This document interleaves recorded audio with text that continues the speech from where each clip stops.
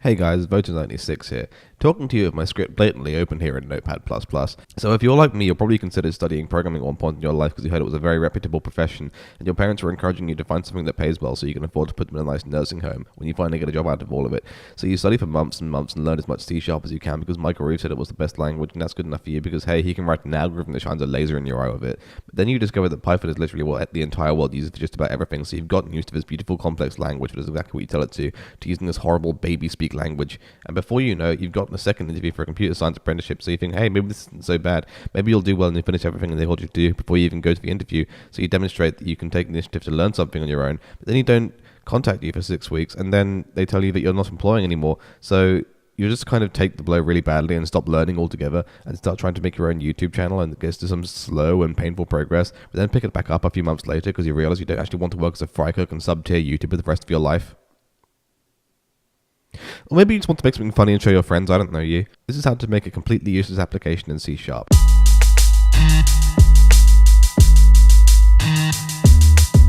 Ad-lib the rest of the video and close Notepad. Okay, so what we're going to do here is we're going to open up our Visual Studio. I'm just going to take everything here and we're going to put it into our script here so I can go back to it later and refer to it. And in the meanwhile, just delete all of it. So I'm going to just copy and paste this because I'm too lazy to read through that, and it's probably going to be there anyway when you start the application. So what we are going to do is we're going to define namespace, program, and your static void. So we're going to close these brackets off. I hope this video is really sad to watch, to be honest. What we're going to do here is we're going to declare two integers. We're going to use those to store a couple of numbers. We'll use these integers later on. They're int1 and int2. But they can be called anything. Like you can call these Bob, or you can call these Harry, or you can call it, for instance, Crushed Dreams. So integer Crushed Dreams and integer Harry are going to be used in this application. Theoretically, in a professional environment, you wouldn't want to call them something like that, but this is not a professional environment at all. So yeah, we're also declaring a boolean called done, which we're going to use for, we won't even declare it at this point, we'll just leave it as it is. We're going to use that in a do while loop, and I'll explain what that is and what we're going to be using it for in a second. So this is the start of the do loop. And we say do, and then we say while after it. And this means do this thing over and over and over until done is true. And that's a failsafe. I've probably done that wrong because it's giving me an error. Yes, it wants brackets. Yes, it doesn't want curly brackets, it wants regular brackets. Okay, so come back here and we'll just like that a bit. Better to how I like it, Morty. Is that good? Alright, cool. So now we've got this. This is going to be our little starting application thing. And we're going to define below it that done is false.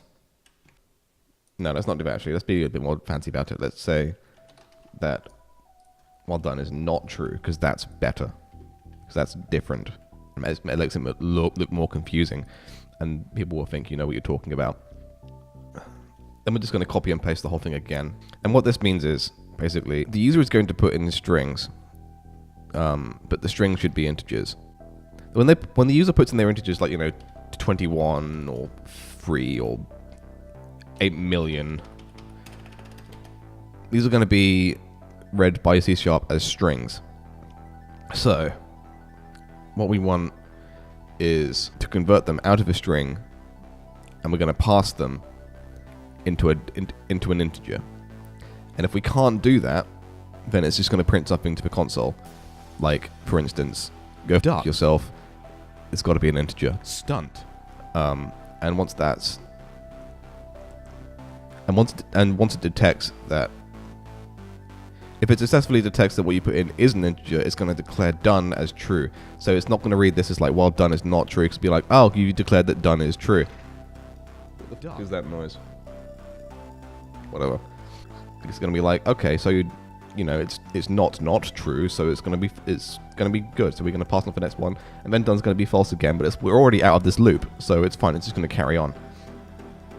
And then we're going to go to the next loop, and that's. You see where I'm going with this?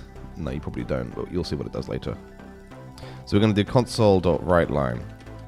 And say input an integer. And give it a semicolon.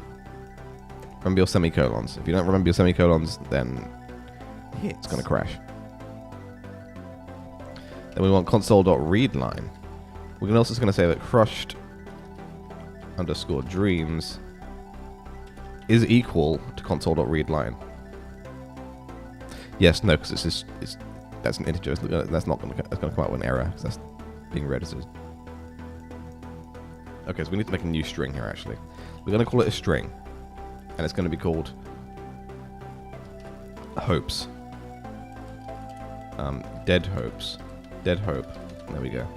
String dead hope is equal to console.readLine. So we're declaring a new string here that is being read by the user. So you type something in the console like, and then you press enter, and then declaring that string to dead hope. Now a string, the difference between integers and strings is an integer is any solid number without a decimal point. So it's not 2 million blah blah blah 0.005. It's 2 million, etc. etc. If you try to declare a decimal, there's a weird noise going on in my flat. If you try to declare an integer as a decimal if you try to declare a decimal as an integer, it's going to come up with an error and be like, no, what the hell are you doing, man? I can't do that. I can't pass that. That's not how that works. I'm a duckling, dumb computer. I can't do it. You have to tell me that it's a decimal. Because the console's going to read whatever the user puts in as a string, because we don't want the user putting in ASCII characters like A or F or exclamation points or whatever, we want it to read this is a string. So whatever the user puts in, they're going to be a string.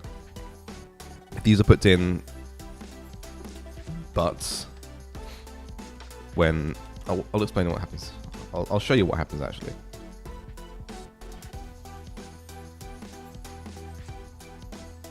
So because we are, no, this is not right. We want to save this. Start it. It's not doing what I've written down because I'm really good. Right, and now we've got errors. It's a local variable, and that should be fine. Oh, because we haven't declared it. That's why. Because we haven't made any kind of like error handling for this. It's going to ask us to put in an integer, but if we say poop, it's reading it as a string. I'm an idiot. If we say we want this integer that the user is going to put in,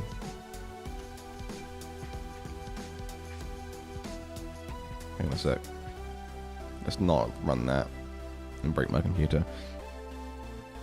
Look, see, we can't even do it here because it's saying I can't convert that because we're looking for a string with this and not an integer. So you have to say that it's a string. Then what we're going to do is we're going to say if, literally meaning if, dead hope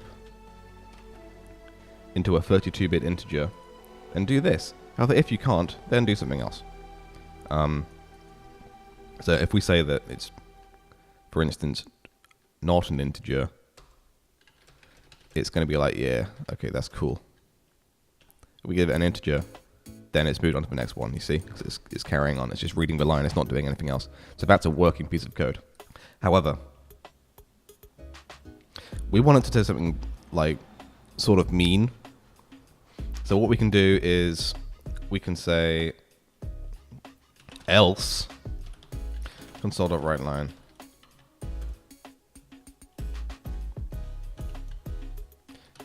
get ducked by a ducker. You duck man. Eat a ham. Okay. So now that we've done that, that's gonna be really mean to you if you're wrong. If you're some kind of idiot who doesn't know the difference between strings and integers, then you basically do deserve to get ducked by a ducker while eating a ham. And we want a second number.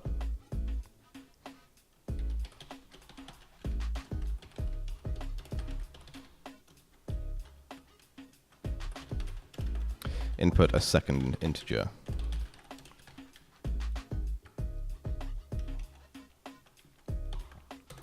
Then we want to read the line again.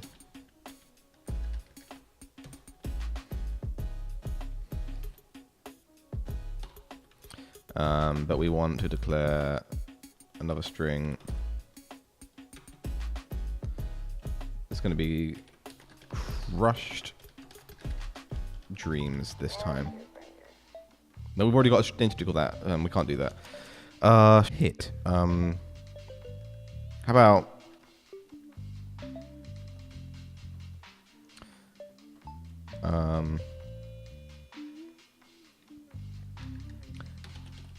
flawed self-esteem. There we go. If we can convert it to a 32-bit integer, that's called Harry. Otherwise,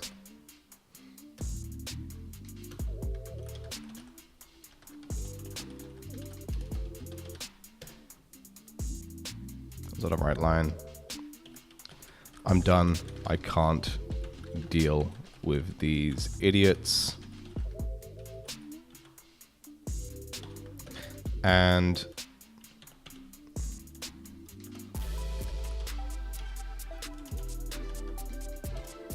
the program kills itself. Basically, the program's going to rage quit. Give me an integer.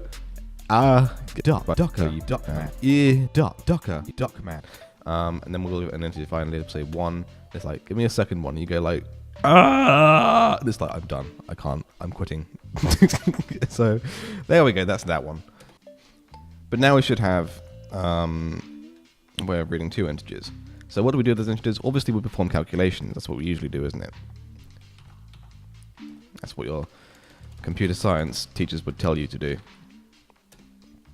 What we would do is we would usually have something like sum1, for instance. No, an integer called sum1 is equal to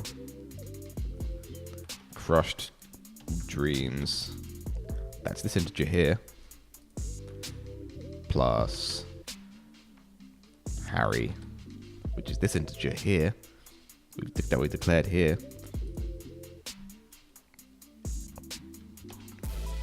So now we've got 2 integers that have been put in by the user, and we have declared them as integers, and we've converted them from strings. We're doing quite a lot here. We've got some error handling too. So basically, what we're going to do here with this is we're just going to say console.writeLine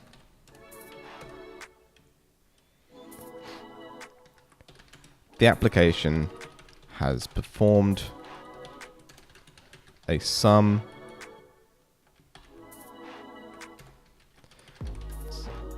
and then we're going to do what do? We make it wait. System.threading.thread.sleep. Yeah, that's what we want. This will make it wait to 2000 milliseconds, which in our language is 2 seconds. Console.writeLine. I'm not telling you what they are.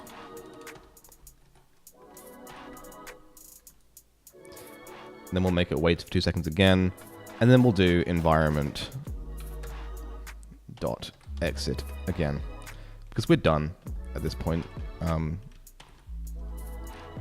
It's the equivalent of finishing all your homework but not handing it in.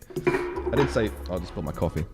I did say that this was going to be a completely useless application, and you should never give this to an employer at all. So I stayed true to my word. I I would not recommend you give this to anyone. This is a completely pointless application that doesn't do anything, basically. Let's see it in action, shall we? So we've got input an integer. Let's say 4, and we want it to plus 7 onto that. So obviously that would be 11. Wow, that shouldn't happen. Okay, let's find out why. Obviously it's going into the else statement. If we get rid of that.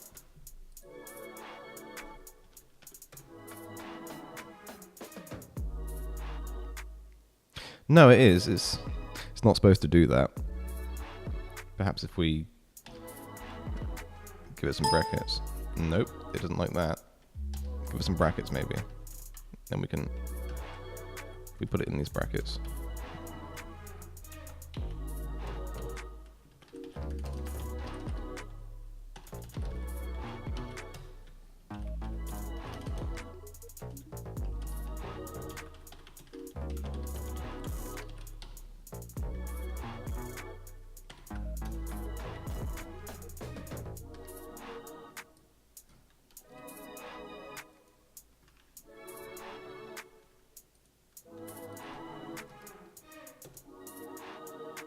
Okay, so that's working as intended.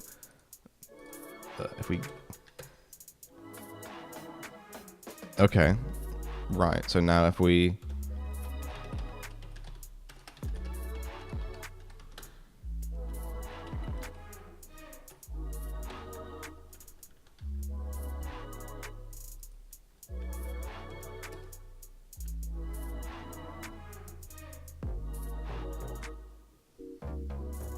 okay.